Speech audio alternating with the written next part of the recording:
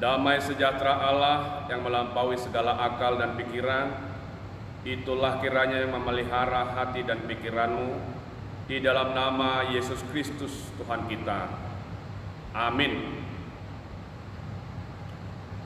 Saudara-saudara sekalian, ini adalah minggu yang ketiga saya menjumpai Anda dalam bentuk video ini. Oleh karena kita belum bisa bersekutu di rumah Tuhan di dalam gereja. Firman Tuhan yang menyapa kita di minggu hari ini, di Minggu Palmarum, diambil dari kitab Injil Yohanes pasal 12 ayat 12 sampai ayat yang ke-19. Saya akan membaca untuk kita. Keesokan harinya, ketika orang banyak yang datang merayakan pesta mendengar bahwa Yesus sedang di tengah jalan menuju Yerusalem, mereka mengambil daun-daun palem dan pergi menyongsong Dia sambil berseru-seru, "Hosana, diberkatilah Dia yang datang dalam nama Tuhan, Raja Israel." Yesus menemukan seekor keledai muda, lalu Ia naik ke atasnya, seperti ada tertulis, "Jangan takut, hai putri Sion, lihatlah rajamu datang, duduk di atas seekor anak keledai." Mula-mula murid-murid Yesus tidak mengerti akan hal itu, tetapi sesudah Yesus dimuliakan, teringatlah mereka bahwa nas itu mengenai Dia dan bahwa mereka telah melakukannya juga untuk Dia. Orang banyak yang bersama-sama dengan Dia ketika Ia memanggil Lazarus keluar dari kubur dan membangkitkannya dari antara orang mati, memberi kesaksian tentang Dia. Sebab itu orang banyak itu pergi menyongsong Dia karena mereka mendengar bahwa Ia yang membuat mujizat itu. Maka kata orang-orang Farisi seorang kepada yang lain, "Kamu lihat sendiri bahwa kamu sama sekali tidak berhasil. Lihatlah, seluruh dunia datang mengikuti Dia." Demikianlah pembacaan firman Tuhan. Saudara-saudara sekalian yang dikasihi Tuhan Yesus Kristus, hari ini di Minggu Palmarum, yang artinya adalah Minggu Daun Palma atau Daun Palem, adalah minggu terakhir dari rangkaian Prapaskah yang telah kita jalani selama 6 minggu berturut-turut. Hari ini adalah minggu terakhir sebelum kita mengingat kematian Tuhan Yesus serta merayakan Paskah atau kebangkitan Yesus Kristus di hari Minggu yang akan datang. Di Minggu Palmarum ini kita diingatkan melalui kitab Injil Yohanes pasal 12 tadi, bagaimana seharusnya kita bersikap di dalam menyambut, di dalam merenungkan, di dalam mengingat perjalanan penderitaan Tuhan Yesus di dalam menyelamatkan dunia ini. Dari naskah yang telah kita baca tadi, setidaknya ada 3 hal yang perlu kita renungkan bersama. Makna kedatangan Yesus ketika Dia memasuki kota Yerusalem. Yang pertama, Dia menunggangi keledai muda. Makna dari menunggangi keledai muda ini ada 2 hal yang perlu kita ingat. Yang pertama, tindakan Yesus menunggang keledai muda adalah tindakan mesianik. Seorang raja, seorang pembesar biasanya adalah seseorang yang dengan gagah duduk di atas seekor kuda perkasa, kuda perang. Itu menunjukkan keperkasaan, menunjukkan kedikdayaan dan kejayaan seorang pembesar atau seorang raja. Disinilah Tuhan Yesus hendak menunjukkan tindakan mesianik yang sedang Dia lakukan. Kita semua tahu bahwa Yesus adalah raja, tetapi Dia bukanlah raja seperti raja dunia ini. Tindakan menunggangi seekor keledai muda adalah tindakan kerendahan hati. Dan seekor keledai muda bukanlah kendaraan yang biasa ditunggangi ke medan perang, tetapi biasa ditunggangi atau dipakai sebagai alat oleh para petani di masa damai. Oleh karena itu, mengendarai atau menunggangi seekor keledai muda artinya adalah bahwa Yesus sedang menunjukkan Dia adalah Raja Damai. Inilah tindakan mesianik yang dilakukan oleh Tuhan Yesus, bahwa Dia datang membawa damai, membawa kerendahan hati, ketika Dia rela mengorbankan dirinya untuk kepentingan orang banyak. Perlu kita tahu Bapak Ibu Saudara sekalian, bahwa di waktu yang sama sebenarnya terjadi juga arak-arakan yang dilakukan oleh para pembesar Romawi. Pilatus, Herodes, yang diiringi oleh bala tentaranya yang kuat, bala tentaranya yang termasyhur itu. Mereka juga melakukan arak-arakan masuk ke kota Yerusalem. Tetapi di waktu yang bersamaan Tuhan Yesus juga masuk dan disambut dengan arak-arakan, tindakan yang menunjukkan tindakan mesianik. Dia datang di dalam kerendahan hati. Dia datang untuk membawa damai. Dia tidak mementingkan kepentingannya sendiri demi keselamatan orang banyak. Walaupun dia sebenarnya sudah tahu bahwa jika dia memasuki kota Yerusalem, dia akan ditangkap dan akan dibunuh. Tetapi dia tahu juga bahwa pengorbanannya itu akan menyelamatkan dunia, menyelamatkan banyak orang. Oleh karena itu, marilah kita juga sambut Tuhan Yesus sebagaimana Dia disambut di kota Yerusalem.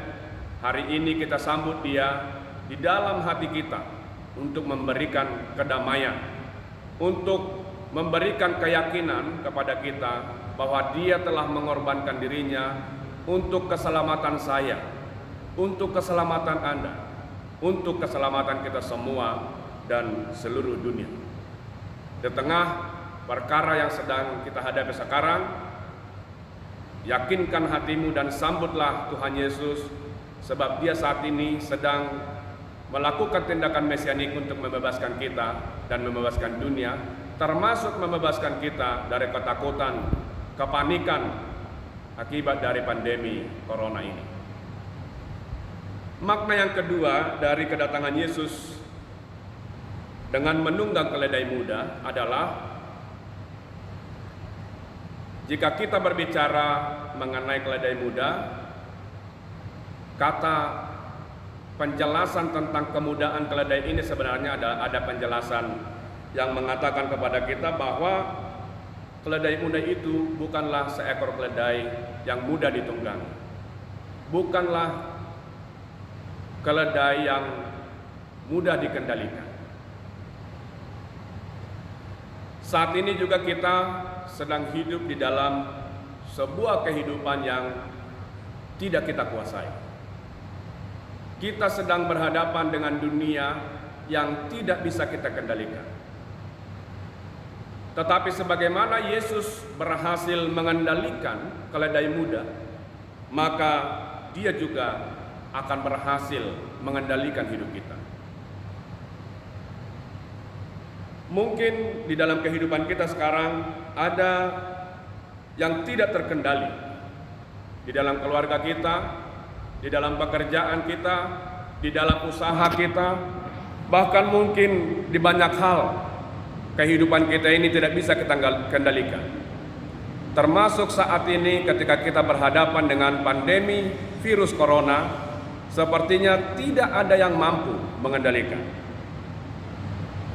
Kita sudah memiliki pengalaman bahwa ketika kita menghadapi persoalan di dalam hidup, kita sering berusaha memakai semua sumber daya yang kita miliki. Banyak ahli yang memakai semua sumber daya yang mereka miliki untuk mengendalikan keadaan.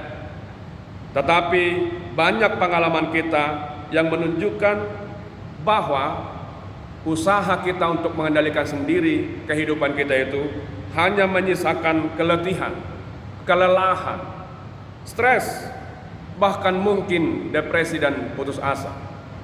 Persis seperti keadaan yang kita hadapi sekarang.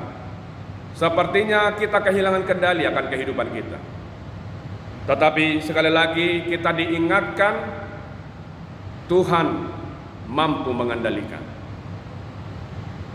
Mungkin ada orang yang berpikir bahwa dia adalah ahli perencanaan, ahli pandemi, ahli penyakit. Dan banyak mungkin orang yang berusaha saat ini untuk mengatasi kondisi ini. Tentu ini kita dukung, tetapi keahlian ternyata tidak cukup untuk mengendalikan kehidupan kita. Persis seperti yang dialami oleh murid-murid ketika mereka sedang berlayar di danau Tiberias, dan saat itu Yesus bersama-sama dengan mereka dan tertidur di dek kapal. Kita tahu bahwa murid-murid Yesus adalah para nelayan yang memiliki keahlian yang lebih dari cukup untuk melayari sebuah danau kecil seperti danau Tiberias. Tetapi ketika itu tiba-tiba gelombang yang besar muncul dan badai menghantam perahu mereka. Pada saat itu mungkin mereka berpikir kita akan mampu menghadapi ini karena kita sudah ahli. Tetapi ternyata keahlian mereka tidak berarti apa-apa, karena segera topan itu berubah menjadi sebuah bencana bagi mereka. Dan ketika itu Yesus tidur, seakan-akan dia tidak campur tangan, tidak mengetahui, dan tidak ikut ambil bagian di dalam perjuangan mereka. Tetapi kemudian Yesus terbangun dan dia menenangkan ombak, dia menenangkan danau, dia menenangkan angin ribut yang sedang menghantam perahu mereka. Di sini ditunjukkan bahwa keahlian murid-murid ternyata tidak cukup tanpa pertolongan dari Tuhan. Saudara-saudara sekalian, marilah kita juga memanggil Tuhan masuk ke dalam perahu kehidupan kita agar kita mampu mengendalikan kondisi ini, agar dia memampukan juga para ahli pemerintah, para ahli biologi, para ahli farmasi, para medis, agar Tuhan juga memampukan mereka untuk mengendalikan virus corona ini. Kita yakin bersama-sama dengan Tuhan, keahlian kita di dalam kehidupan, keahlian kita di dalam profesi, keahlian kita di bagian manapun akan ditopang oleh Tuhan melalui kuasa-Nya yang mengendalikan. Yang kedua, ketika kita hari ini menyambut Yesus, masuklah ke dalam rencana Tuhan. Saudara-saudara sekalian, ketika Tuhan Yesus masuk kota Yerusalem dan disambut dengan meriah oleh orang-orang yang ada di sana dengan teriakan Hosana, diberkatilah yang datang di dalam nama Tuhan. Sebenarnya mereka yang berteriak itu adalah orang-orang yang sudah punya rencana, orang-orang yang sudah punya keinginan, dan mereka benar-benar menginginkan Tuhan Yesus yang datang itu akan mendukung rencana dan keinginan mereka. Perlu kita ketahui Bapak Ibu Saudara sekalian bahwa Yohanes 12 ayat 13, ketika mereka berteriak Hosana, diberkatilah dia yang datang dalam nama Tuhan Raja Israel, adalah kutipan dan sekaligus juga penggenapan dari Mazmur 118 ayat 26. Di sana dikatakan, diberkatilah dia yang datang dalam nama Tuhan. Teriakan ini dan doa ini adalah doa dan puji-pujian yang dinaikkan oleh bangsa Israel setiap kali mereka memasuki masa Paskah. Di dalam doa mereka ini sebenarnya ada harapan, ada keinginan yang sangat besar agar seseorang datang untuk membebaskan mereka, melepaskan diri dari penjajahan Romawi. Dan ketika Tuhan Yesus datang memasuki kota Yerusalem, mereka meneriakkan Hosana, artinya selamatkanlah kami. Dan dilanjutkan dengan Mazmur 118 yang mengatakan diberkatilah dia yang datang dalam nama Tuhan. Ini adalah harapan mereka bahwa Yesus yang datang itu akan mendukung, akan memuluskan rencana dan keinginan-keinginan mereka. Saudara-saudara sekalian, tanpa kita sadari atau bahkan mungkin kita sadari, kita juga sering memaksa Tuhan bertindak sesuai dengan keinginan kita.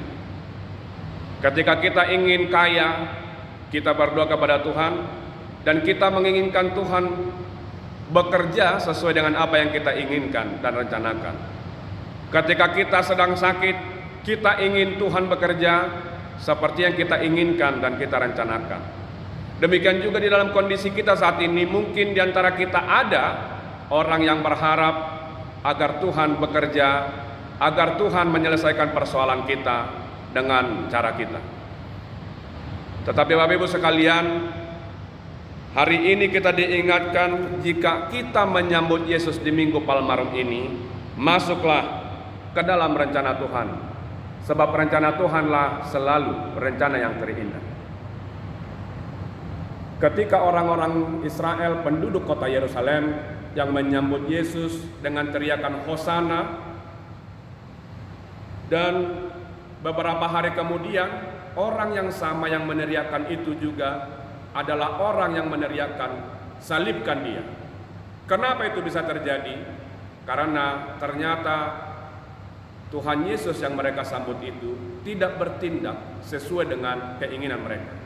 Ternyata Tuhan Yesus yang mereka sambut itu bukanlah seorang panglima yang menabuh genderang perang untuk menghancurkan orang-orang Romawi.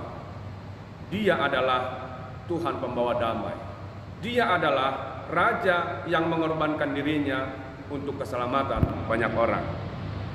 Dan ketika orang-orang Israel, orang-orang Yerusalem menyadari bahwa Yesus tidak bertindak sesuai dengan rencana mereka, kemudian mereka berbalik menghujat, bahkan membunuh Tuhan Yesus. Tentu kita tidak mau seperti itu, saudara-saudara sekalian. Di dalam persoalan kehidupan kita, di dalam kondisi yang prihatin yang kita hadapi saat ini, berhentilah menginginkan Tuhan bertindak dengan rencana atau sesuai dengan akal kita. Tetapi marilah kita membiarkan Tuhan bekerja dengan caranya sendiri. Sebab Tuhan telah menunjukkan Dia rela mengorbankan dirinya untuk keselamatan kita. Dia punya rencana sendiri, membawa kedamaian dan membawa keselamatan. Jangan ketika Tuhan tidak melakukan sesuatu yang sesuai dengan yang kita rencanakan, kita berbalik menjadi penghujat. Kita berbalik menjadi orang yang membenci Tuhan. Kita berbalik menjadi orang yang tidak lagi percaya kepada Tuhan. Tetapi jika kita masuk ke dalam rencana Tuhan, marilah kita bersama-sama akan melihat bahwa kita akan dimenangkan dan segala sesuatu akan dibuatnya indah pada waktunya. Yang ketiga atau yang terakhir, Bapak Ibu Saudara sekalian, pesan kedatangan Tuhan Yesus hari ini ke kota Yerusalem, ketika kita menyambutnya, pesan yang ketiga adalah jadilah pemberita Injil di tengah goncangan. Ketika Tuhan Yesus disambut oleh orang-orang banyak, sebenarnya orang-orang itu mendapat berita tentang kedatangan Yesus dari orang-orang yang pernah punya pengalaman melihat mujizat Yesus. Dikatakan di ayat 17, orang banyak yang bersama-sama dengan dia ketika ia memanggil Lazarus keluar dari kubur dan membangkitkannya dari antara orang mati, memberi kesaksian tentang dia. Sebab itu orang banyak itu pergi menyongsong dia.